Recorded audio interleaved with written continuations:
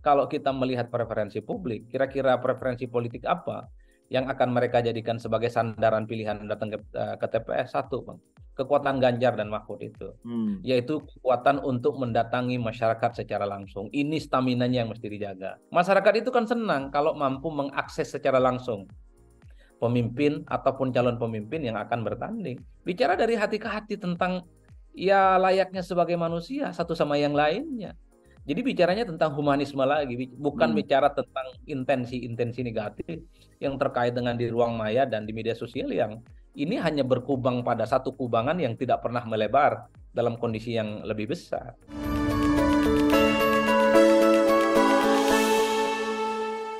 Kakak Adi Prayetno, apa kabar? Siap, Bang Sahal. Wah, kan sekarang ini lagi biasanya manggil kakak gitu, biar nggak kelihatan usianya. Ini saya mau ngajak ngobrol mengenai ini nih, mengenai hubungan antara PDIP ya dengan Jokowi. Kan dengan dengan pencawapresan Gibran ini kan kita tahu lah ada gonjang-ganjing terkait hubungan keduanya. Tetapi yang kita lihat keduanya saling menahan diri. Ya kan, Mbak Puan dalam beberapa pernyataan terakhir terlihat lebih lunak sikapnya kepada Pak Jokowi, bahkan kemarin bertemu Pak Jokowi. Ya kan, terus kemudian Pak Jokowi juga sikapnya kan juga tidak ofensif lah kepada PDIP. Nah, menurut Bung Adi, bagaimana kita membaca relasi kedua ini antara PDIP dengan Jokowi yang semacam itu di tengah gonjang-ganjing politik yang ada? Saya ingin komentar dua hal. Pertama, kalau mau jujur sebenarnya, kalau boleh saya terawang dari jauh, antara ada PDIP dan Jokowi sebenarnya satu sama yang lain tidak mau saling bubar jalan. Karena tentu saja kebersamaan mereka ini bukan sesuatu yang baru ya. Jokowi dengan PDIP, PDIP dan Jokowi ini kan kurang lebih selama 23 tahun bersama. Mulai dari wali kota Solo, kemudian gubernur Jakarta dan presiden untuk yang kedua kalinya. Bagi saya secara alamiah, ini tentu sulit Bang untuk dihilangkan satu sama yang lain ya.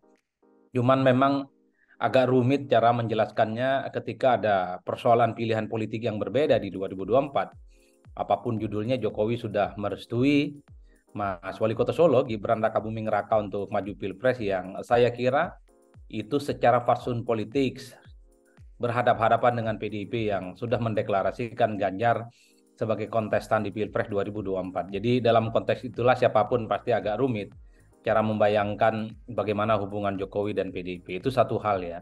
Nah yang kedua, kenapa ada kesan bahwa baik PDIP ataupun Jokowi ini terkesan menahan diri satu sama yang lain? Bagi saya sederhana, ini tentu bagian dari satu komunikasi politik yang disampaikan kepada publik. Karena kalau kemudian PDIP ataupun Jokowi offensive satu sama yang lain, ini akan berdampak secara negatif kepada mereka. Kalau mau jujur sebenarnya PDIP itu kan sangat ketat ya menerapkan aturan-aturan berpartai. Jangankan kepada orang lain, ke Mas Wali Kota Solo, misalnya Gibran ataupun ke Mas Bobi, kartu anggotanya kan diminta untuk dikembalikan. Tapi ini kan tidak berlaku pada Jokowi. Pada saat yang bersamaan sebenarnya kita juga melihat kenapa ini bagian dari strategi politik. Karena kalau kemudian PDIP itu secara agresif memberhentikan Jokowi, seperti halnya dilakukan kepada kader-kader yang lainnya karena dianggap tidak satu tarikan nafas misalnya, tentu sentimen negatifnya akan mengarah kepada PDIP. Karena PDIP ini dianggap tidak memberikan ruang ekspos yang cukup luar biasa kepada kader terbaik mereka saat ini, yaitu Joko Widodo, untuk melakukan manuver politik ya. Ini yang saya kira sedang diantisipasi betul. Apalagi pada saat yang bersamaan kan kita tahu approval rating ataupun tingkat kepuasan publik yang cukup luar biasa terhadap Jokowi memang di atas rata-rata. Masih Siapa yang stabil ya, masih stabil tinggi di betul? atas 70 ya. Ya 75% lah kalaupun toh ada sedikit pengurangan. Artinya apa? Semakin keras mengkritik dan menyerang Jokowi, dalam tanda kutip misalnya treatment terhadap Jokowi itu tidak bagus, maka semakin negatif pula serangan publik itu akan mengarah kepada partainya, yaitu PDIP. Kan ini yang sepertinya sedang diantisipasi betul, supaya tak ada feedback yang kemudian akan merugikan PDIP. Begitupun pada level Jokowi, kalau mau jujur sebenarnya hati, pikiran, dan kepentingan politik Jokowi sudah tak sejalan lagi dengan PDIP. Kan ini yang kemudian dilihat secara nyata oleh publik. Kalau mau jujur juga, Jokowi itu kan tinggal angkat kaki dari PDIP, kan selesai. Karena memang sudah menjadi rahasia umum, ini sudah tak lagi bisa diselamatkan hubungan politiknya. Tapi kan itu tidak bisa dilakukan oleh Jokowi dalam waktu dekat ini. Ya tentu yang ingin dihindari sebutan-sebutan, misalnya disebut pengkhianat, sebutan-sebutan Oke. durhaka dan seterusnya, itu tentu tidak mau terjadi pada Jokowi. Jadi dalam konteks inilah kemudian saya membaca hubungan antara Jokowi dan PDIP memang ngambang, sengaja diambangkan untuk mencari aman posisi masing-masing. Minimal tidak ada bulian, minimal tidak ada sentimen negatif. Nah, itu tidak mengherankan. sorry saya terpotong. Saya pikir Anda udah selesai. Enggak, soal ngambang dan ini adalah sebentuk komunikasi politik. Ini apa targetnya ini? Soal elektabilitas atau soal yang lebih substantif? Elektabilitas masing-masing ya. Maksudnya dari pihak PDIP maupun dari pihak yang Gibran lah ya, Prabowo Gibran. Jadi alasannya sangat pragmatis atau ada sesuatu yang substantif? Ada yang pragmatis dan ada yang substantif terkesannya. Kenapa ada yang substantif? Karena memang harus diakui belakangan ketika Puan Maharani tidak sama dengan sejumlah elit politisi PDIP yang lain yang agresif misalnya mengkritik PDIP, saya kira ini kan semacam upaya untuk melakukan rekonsiliasi politik dengan Jokowi. Apapun model rekonsiliasinya, jangan-jangan memang PDIP ingin menarik Jokowi menjadi bagian penting dalam internal partai ini, karena kalau kita melihat sejumlah variabel penting kenapa publik memilih PDIP, kan salah satu faktornya adalah Jokowi, itu tidak bisa dinafikan. Jadi wajar kalau kemudian upaya-upaya dalam tanda kutip kembali untuk menampilkan ke publik sedang baik-baik saja antara hubungan PDIP dan Jokowi, supaya pemilih-pemilih Jokowi itu tidak migrasi besar-besaran ke tempat yang lain. Terutama mereka yang 2019 misalnya telah memutuskan pilihan politiknya memilih PDIP dan memilih juga Jokowi. Tapi ada juga yang hal-hal yang sifatnya elektoral. Di tengah kondisi di mana publik masih suka, di tengah kondisi publik masih memberikan kepercayaan yang cukup tinggi kepada Jokowi, tentu ini tidak kondusif bagi PDIP kalau terus-menerus agresif menyerang secara ofensif. Karena itu tadi approval rating yang di atas 70% tentu menjadi stimulus yang agak kurang oke bagi PDIP. Makanya inilah yang saya sebut. Kalau kita mau terbuka sebenarnya PDIP bisa kapan saja meminta kartu anggota Jokowi dikembalikan. Kapan saja memecat Jokowi gitu ya, yang tentu saja sudah menyatakan pilihan politiknya yang berbeda dari PDIP. Tapi kan itu ditahan. Sementara pada level Jokowi sebenarnya yang dihitung itu adalah soal intensif positif ataupun negatifnya. Karena kalau kemudian Jokowi misalnya tiba-tiba meninggalkan PDIP, tentu di masa akhir jabatan politiknya, Jokowi tak mau disebut sebagai apa yang tadi saya sebutkan, kader yang dianggap berkhianat, membangkang, anak durhaka, dan seterusnya. Seperti yang kemudian belakangan ini kan muncul kan. Tapi itulah hebatnya Jokowi. Dengan PDIP itu ya biasa saja. Kalau ditanya posisinya di PDIP, pastinya dibilang tanya aja ke partai. Ini yang rumit. Sebagai upaya untuk mengambangkan posisi politik yang supaya tidak ada tendensi negatif kepada Jokowi, ya makanya ya hubungan ini kan layah mutu walayah ya sebenarnya, Pak. Memang itu ngambang itu ya.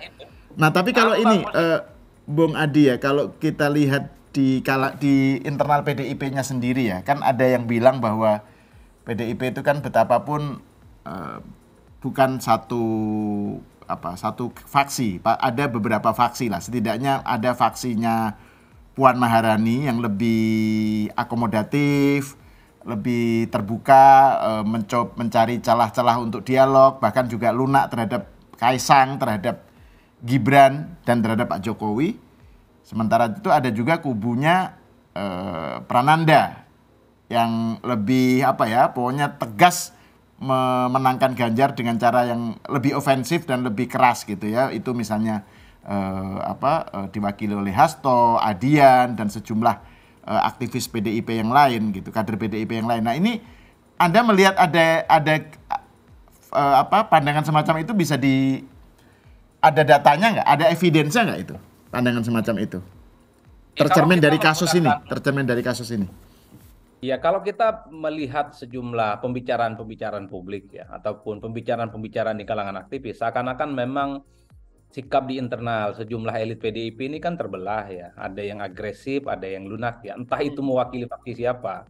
Karena kan kita tidak tahu persis Bang bagaimana anatomi dan struktur konfigurasi di internal partai ini ya. Rumit ya karena kita orang luar. Tapi secara umum memang ada dua fatsun politik yang seakan-akan berbeda. Bisa dibayangkan ketika Ganjar cukup keras mengkritik Jokowi soal bagaimana indeks penegakan hukum yang cuma skornya 5, dan pada saat yang bersamaan kemudian Puan Maharani menganggap itu hanya sebatas preferensi pribadi yang didasarkan fakta-fakta aktual, dan itu bukan dianggap sebagai instruksi partai. Ini kan yang sebenarnya ingin direm betul, supaya segala sesuatu yang agresif penyerang terbuka ke Jokowi itu dikhawatirkan akan memberikan impact yang nggak baik kepada partai. Ini yang saya sebutkan bahwa ada perimbangan yang sengaja diciptakan kepada publik. Satu sisi memang mengkritik, tapi sisi yang lainnya juga harus muncul opsi-opsi positif yang perlu disampaikan ke Jokowi. Makanya kalau ditanya kepada Puan Maharani, pastinya ketika dikaitkan soal bagaimana hubungan politiknya, pasti Puan mengatakan PDIP dan Jokowi baik-baik saja. Sampai saat ini komunikasinya masih terbuka, dan dalam waktu dekat katanya akan ada pertemuan yang cukup penting ya antara Jokowi dan PDIP, bicara soal bagaimana status dan posisi Pak Jokowi di PDIP. Ini kan semacam rekonsiliasi yang sengaja ingin dihembuskan kepada publik, tapi kan kita tidak bisa menutup mata pada saat yang bersamaan Ganjar dalam banyak hal kan cukup agresif statement-statement politiknya tentang demokrasi yang tidak baik-baik saja, putusan Mahkamah Konstitusi, tentang MK-MK, yang teranyar tentu terkait dengan bagaimana demokrasi dan hukum itu yang skornya jelek sekali. Ya. Ini yang saya kira mungkin kalau mau disebut mewakili dua kutub yang berbeda, mungkin itu nyata dan itu bisa diukur. Karena setiap misalnya para loyalis dan pendukung Pak Ganjar itu secara transparan mendukung Jokowi, dan pada saat yang bersamaan ada upaya-upaya untuk memoderasi yang dilakukan oleh Puan Maharani. Ini yang saya sebutkan. Kalau bicara tentang posisi Ganjar saat ini, bicara tentang posisi PDIP saat ini dalam kondisi yang sangat sulit. Satu sisi mereka tahu bahwa Jokowi tidak bersama mereka lagi di 2024. Sejumlah basis pemilih Jokowi misalnya non PDIP tentu migrasi ke tempat yang lain, terutama ke Prabowo Subianto dan Gibran. Tapi pada saat yang bersamaan, PDIP dan Ganjar tidak bisa menyembunyikan sikapnya yang tentu saja sebal dan marah kepada Jokowi kenapa tidak mau bersama kembali di 2024. Ini yang saya sebutkan, menyerang setengah terbuka. Ketika ada serangan agresif dan pada saat yang bersamaan itu juga diupayakan supaya ada netralitas ya, supaya intensi serangan-serangannya itu tidak terlampau memberikan efek buruk ya, entah itu kepada Ganjar ataupun kepada PDIP. Karena itu tadi, posisi Jokowi sangatlah menjulang. Ini barang kalau terlampau agresif nyerang, para pemilihnya itu bisa pindah betulan Bang ke tempat yang lainnya. Jadi Jokowi dalam konteks ini cukup powerful dan pengaruhnya cukup signifikan dalam konteks kepentingan politik elektoral. Nah itu kalau misalnya tadi ya soal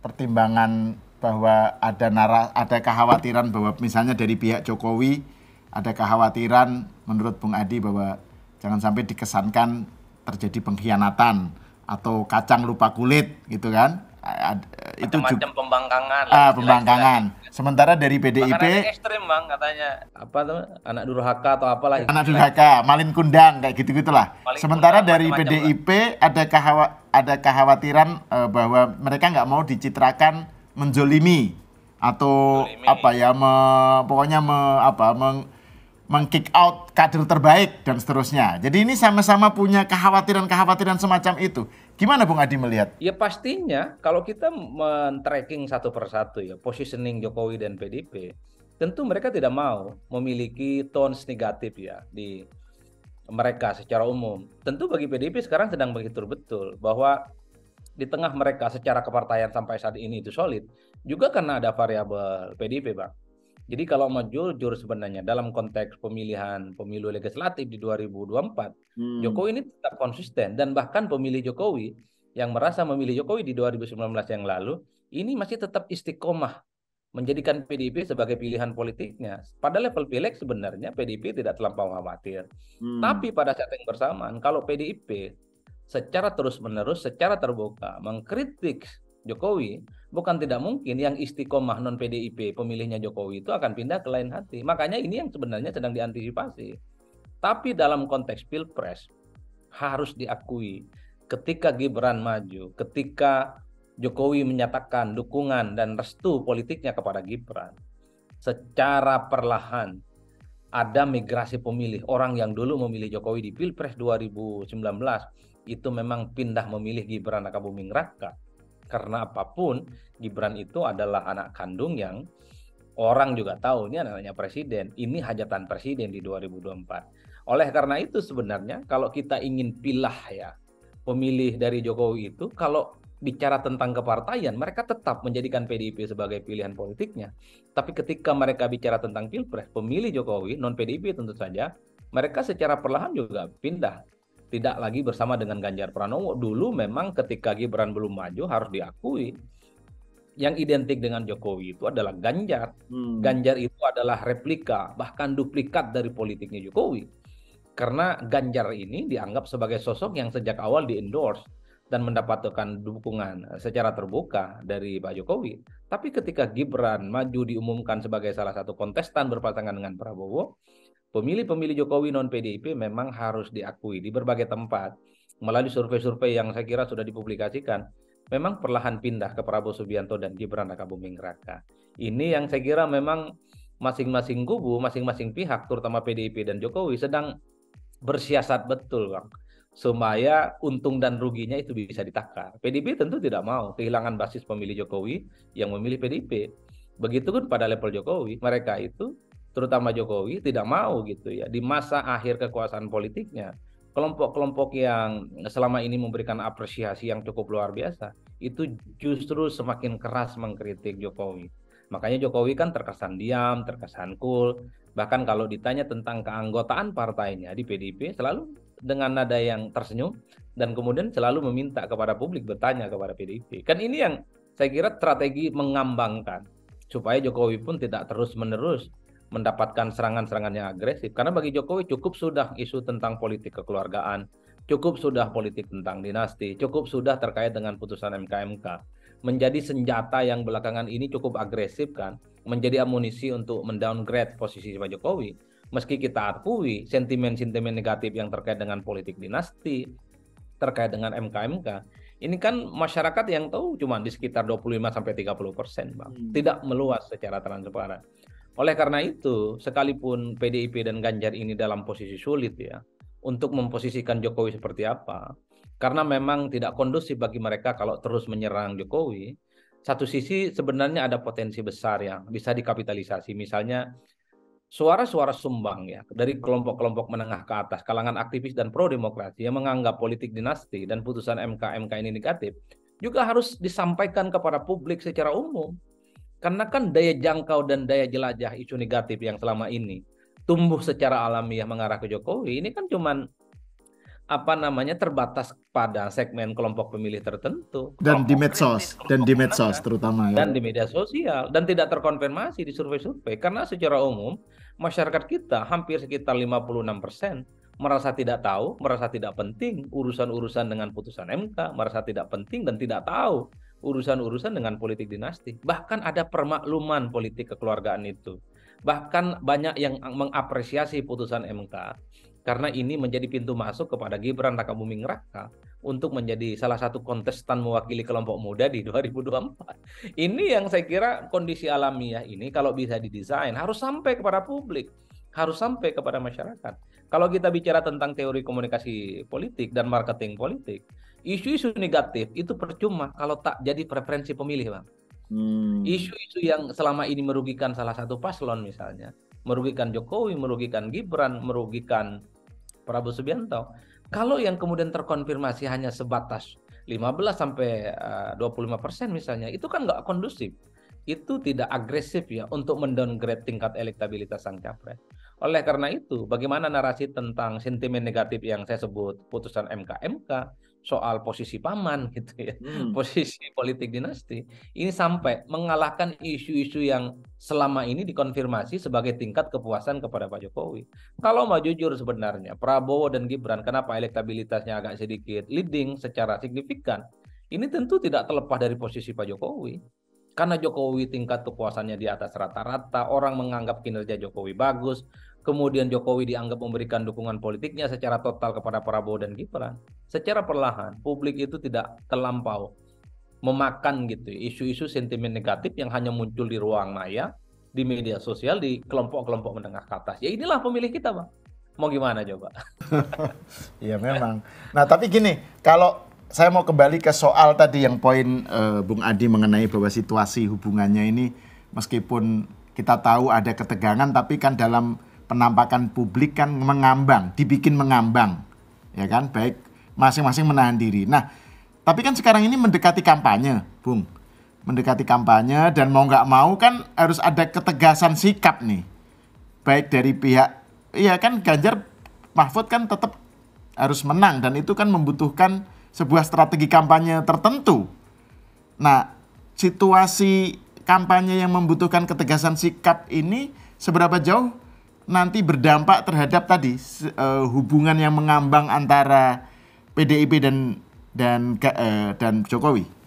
Maksudku apakah ini akan menjadi betul-betul terbuka atau masih seperti ini mengambang atau bagaimana? Ya, kalau mau jujur sebenarnya teman-teman PDIP, pendukung Ganjar dan Mahfud sedang mencari formulasi yang akurat sebenarnya. Bagaimana cara untuk mencari tambahan suara, karena itu tadi posisinya rumit dan agak sulit. Kalau bicara tentang antitesa dari Jokowi, tentu jawabannya adalah Anies Baswedan. Kalau bicara tentang sosok yang dianggap pro dan akan secara tegas melanjutkan semua hal terkait dengan Jokowi, tentu jawabannya adalah Pak Prabowo Subianto.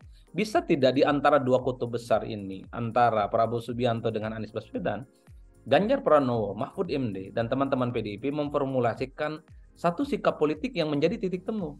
Jadi nanti kalau ada yang kecewa dengan Prabowo, yang kecewa dengan Jokowi dan Gibran, itu larinya ke Ganjar. Begitupun dengan kubu yang selama ini tidak terkonfirmasi, bahkan juga misalnya tidak melihat Anies itu menawarkan sesuatu yang sangat signifikan terkait dengan perubahan.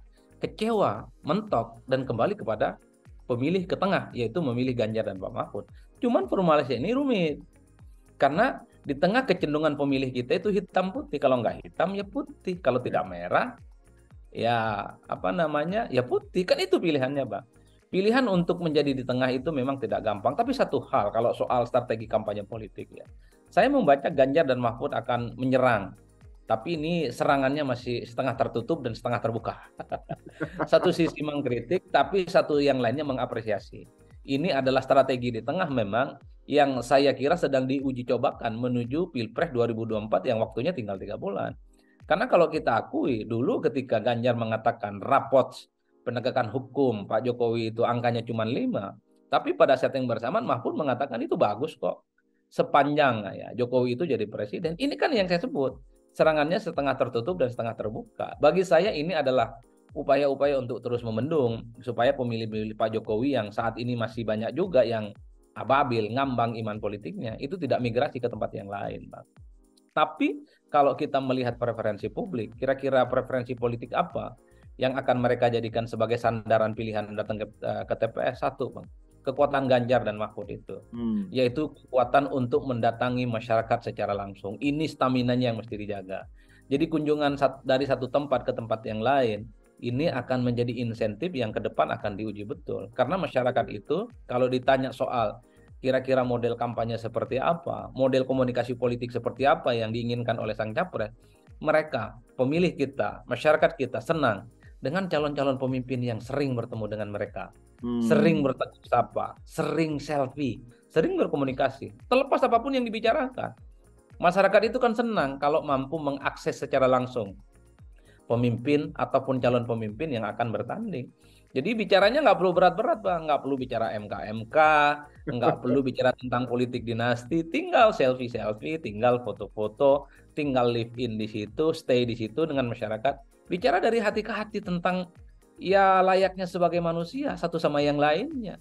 Jadi bicaranya tentang humanisme lagi, bukan bicara tentang intensi-intensi negatif yang terkait dengan di ruang maya dan di media sosial yang ini hanya berkubang pada satu kubangan yang tidak pernah melebar dalam kondisi yang lebih besar. Ini yang saya kira sedang dipertaruhkan betul dalam waktu 3 bulan ini. Apakah kunjungan-kunjungan politik yang dilakukan oleh masing-masing calon ini akan terus seintensif seperti yang dilakukan saat ini. Ganjar punya stamina itu karena kan kalau dilihat di medsos dan pemberitaannya kan Ganjar ini kan berputar dari satu tempat ke tempat yang lain. Sesuatu yang agak jarang misalnya didapatkan oleh calon yang lain. Prabowo Subianto agak jarang seperti yang dilakukan oleh Ganjar dan Mahfud roadshow dari satu tempat, yang sering itu justru Gibran sekarang. Gibran itu agresif dari satu tempat ke tempat yang lain. Ini tentu bisa menopang di mana posisi Pak Prabowo yang memang agresivitasnya keliling ke berbagai tempat dijawab oleh Gibran yang staminanya masih muda, masih kuat, dan terkesan memang diterima di berbagai tempat, Pak. Kalau mau jujur sebenarnya Gibran datang dari satu tempat ke tempat yang lain, kita tidak pernah mendengar isu apa yang disampaikan, cuman datang komunikasi dan menyampaikan akan melanjutkan apa hal yang sudah dilakukan oleh Jokowi.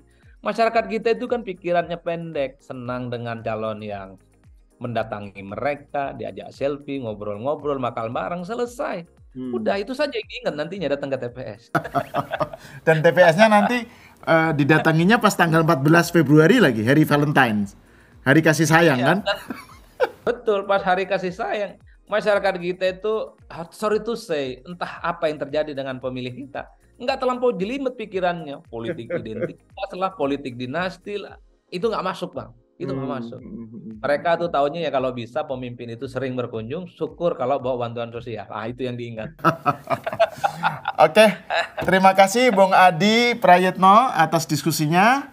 Pemirsa, sampai di sini dulu, kita berjumpa lagi di episode selanjutnya.